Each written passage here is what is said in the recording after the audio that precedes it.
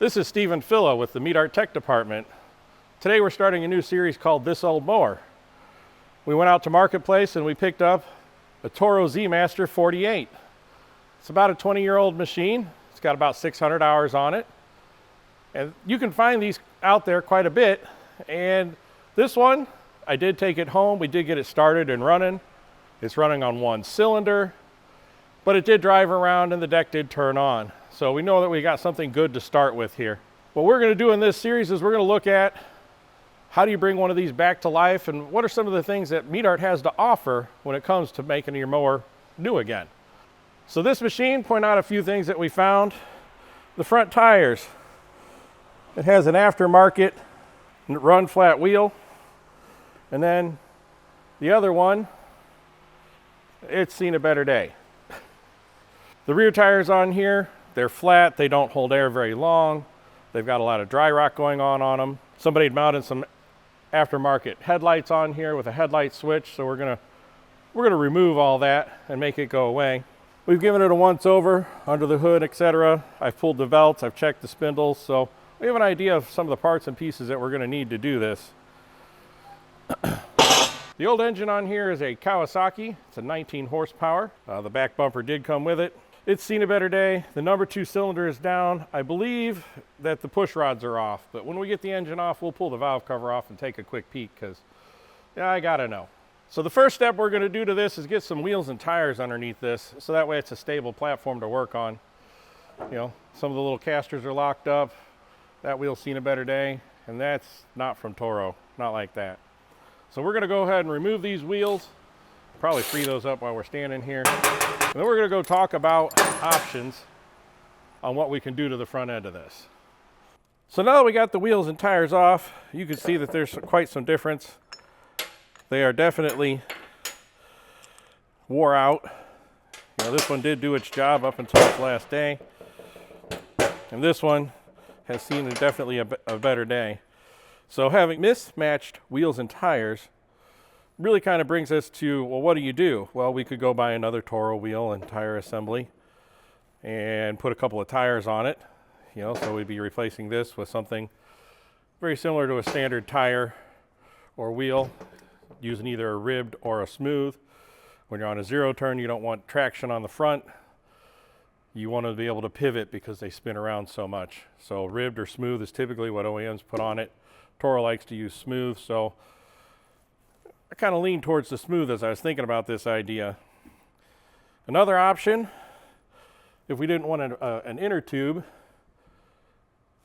you've got the hard rubber tires where you take the little cone, you set it over, and then when you run your press, you press all that down and onto there so you can use your original rim and you can put a hard-filled, you know, solid rubber tire on there. So that way you're never dealing with flats on the front.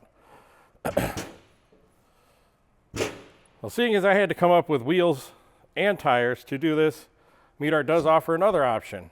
That's one that does come with a rim on it. So I have dry fit these in there. And one of the things I did notice is there's a difference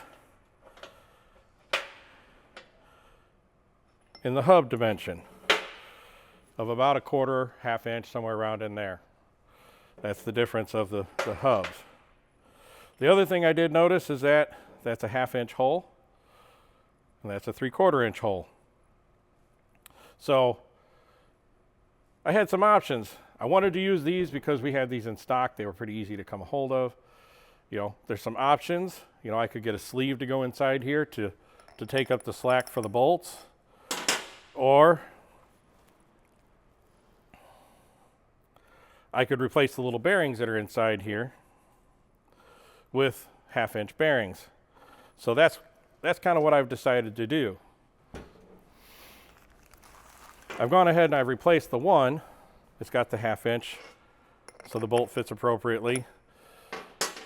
With a little bit of effort, you can stretch that fork out and you can get these in there. We're only dealing with about an 1/8 inch on each side, so that little bit of stretch, a little bit of spring inside there, it tends to work. So we're going to go ahead and replace these bearings to match these. I went with an Oregon 45038, gives you the 1 3/8 on the outside and the 1/2 inch in the middle.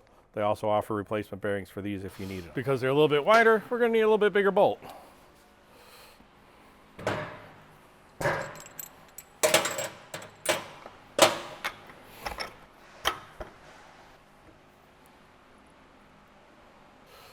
So now that we got a wheel mounted up and in, we've replaced the bearings inside there with the smaller 1/2 inch bearings compared to the 3/4. We do see that when you put the bolt on, there's really not enough, it's not engaging the nylock portion of it. So this does require me to get some longer bolts. I sourced these at the local hardware store, along with a couple of new nuts. It still looks a little bit long, so I think I'm going to use a couple of washers on each side.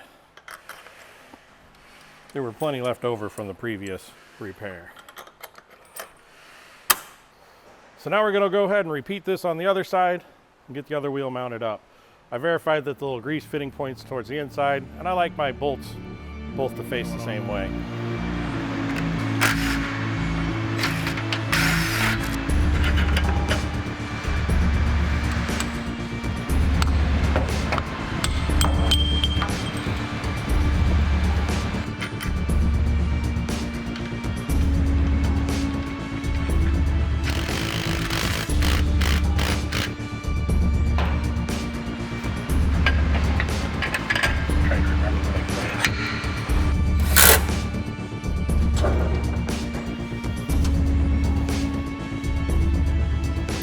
So I got them both freed up. I took the little axle on it and ran it through a wire wheel, cleaned the crusty rusty off of it.